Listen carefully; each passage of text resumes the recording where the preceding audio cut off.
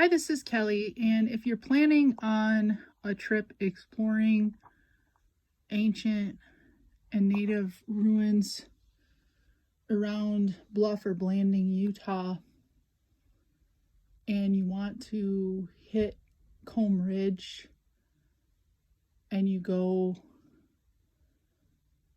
on the side with the wash, then there are good maps located at the Bluff Museum, and there's also a wonderful Edge of the Cedars Museum in Blanding, and there's also a wonderful Four Corners interpretive site, which is where I'm located right now, also in Blanding, which is really wonderful, showing a lot of different types of dwellings of the Four Corners region.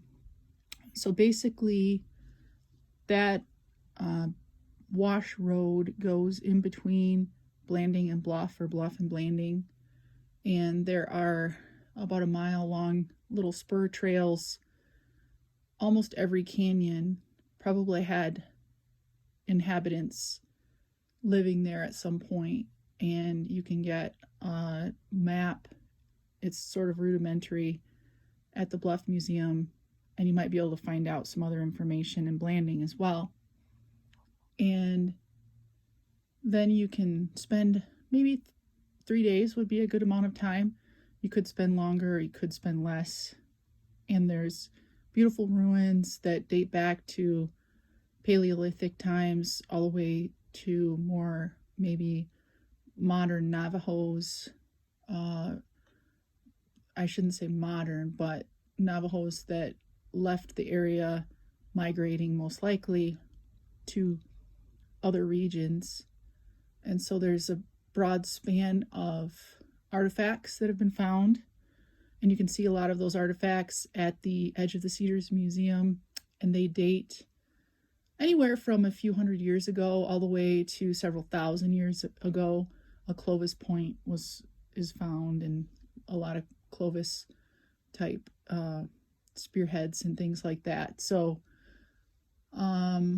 it's in a place that you could spend an enormous amount of time, and I just encourage you to show respect to the sites and to the ancestors. And I just like to inspire people to get outdoors and go wild and follow your wildest dreams, and to understand where we've come from so we don't make the same mistakes.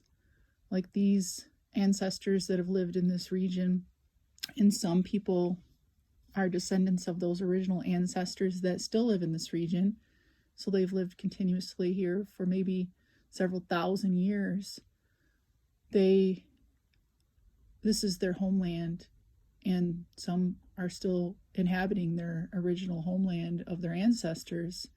So please show them a lot of respect, and the sites respect, and also try to learn about history so that we don't make the same mistakes. For example, they have been undergoing plagues and viruses and bacteria since there was man. That's just one example. So they've been able to survive that, learning how to boost their immune system and learning how to use Mother Nature to heal. So I would encourage you all to do that as well. And so you can feel free to follow along at some of my other videos where I explain some of the sites and how I got there. You can also go on the other side of Comb Ridge. There's another roadway there. And then you can even go up in the Cedar Mesa area, and there's a whole nother set of ruins and caves and caverns and overhangs that indigenous people have been inhabiting. And so I'll have quite a series of different videos that showcase some of those areas, and I plan on coming back. So if any of you would like to reach out to me at kellyneitlinger@yahoo.com, and you'd like to learn any more information, or you would like to plan a trip, I could offer the information that I know, and maybe you'd be interested in joining me on a trip. There's one route, for example, that's a 10-mile backpacking trip roughly, and it goes by several ruins. There's another one that's more like 30 miles and goes by several ruins. And so there are a lot of interesting trips that you can plan and sites that you can see that are more remote than others, and some that are even handicap accessible if anybody has disabilities. So until next time, follow your wildest dreams.